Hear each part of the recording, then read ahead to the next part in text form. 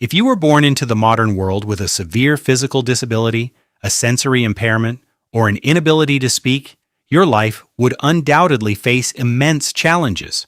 But you would also have access to sign language, specialized medical care, legal protections, and an entire society built around accessibility.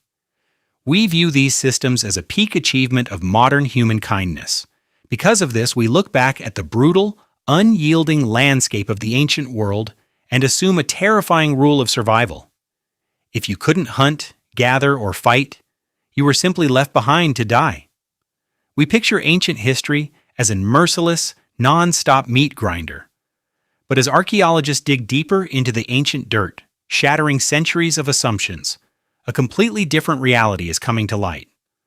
The story of disability before civilization is not what you think it is. In some ancient empires, the reality was indeed a horror movie, but in others, thousands of years before hospitals even existed, humans did something completely shocking. They didn't just let disabled people survive, they turned them into the most important members of society, the state-sponsored elimination. To fully comprehend how ancient societies treated the vulnerable, we first have to look at the civilizations that chose absolute, state-sponsored brutality. In ancient Sparta and early Rome, a child's value was determined entirely by their future utility to the military state.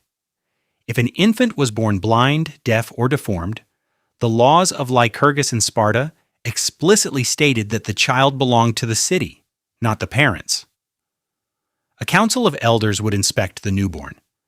If it was deemed physically flawed, it was carried away to a deep chasm at the foot of Mount Taygetus and simply abandoned to the elements. To the Roman and Spartan minds, keeping a non-combatant alive was a drain on the tribe's food supply. Even in classical Greece, the famous philosopher Aristotle openly wrote in his political treatises that there should be a strict law preventing the rearing of deformed children. In these rigid, hyper-militarized cultures, the human body was treated like a weapon. If a weapon was broken from birth, it was discarded without a second thought, the Paleolithic surprise.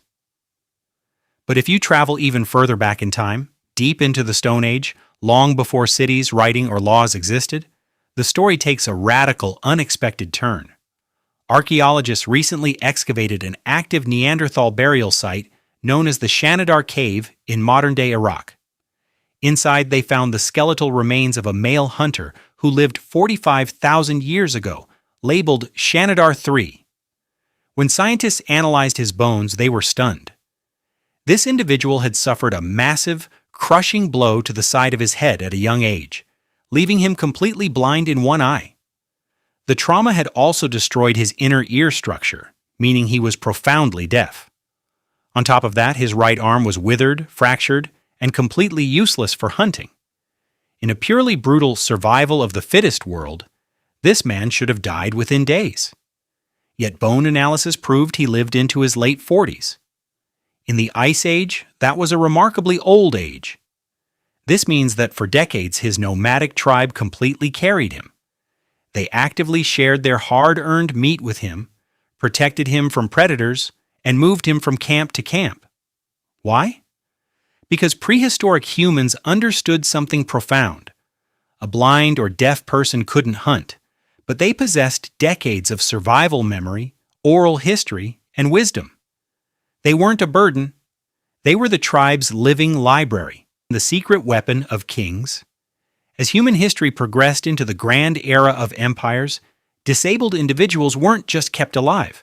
They were often handed immense political power for highly strategic reasons. In the grand courts of the Ottoman Empire, deaf and mute individuals were actively recruited by the sultans to serve as elite palace guards and imperial executioners.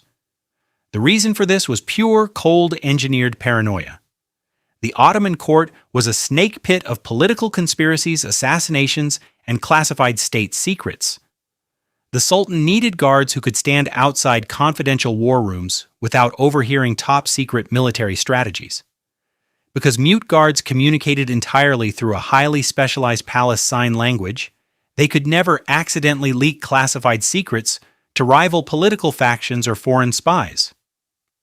Similarly, across ancient Egypt, individuals born with dwarfism were viewed as spiritually sacred. They were assigned high-status jobs as royal jewelers, keepers of the king's treasury, and elite attendants.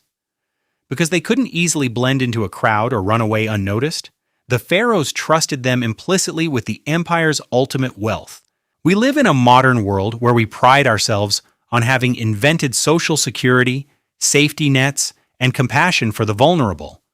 We look back at our ancient ancestors and judge them as primitive, violent, and unevolved. But the archaeological record leaves us with a haunting mirror. Compassion did not begin with modern medicine, corporate charities, or government acts. It began tens of thousands of years ago, around a flickering campfire in the freezing cold, when a group of rugged hunters looked at a disabled companion and decided that human life was worth protecting, even when it couldn't fight back. We built an advanced world of concrete and technology to safeguard our futures, completely forgetting that the very definition of being human is our ancient choice to never leave anyone behind in the dark.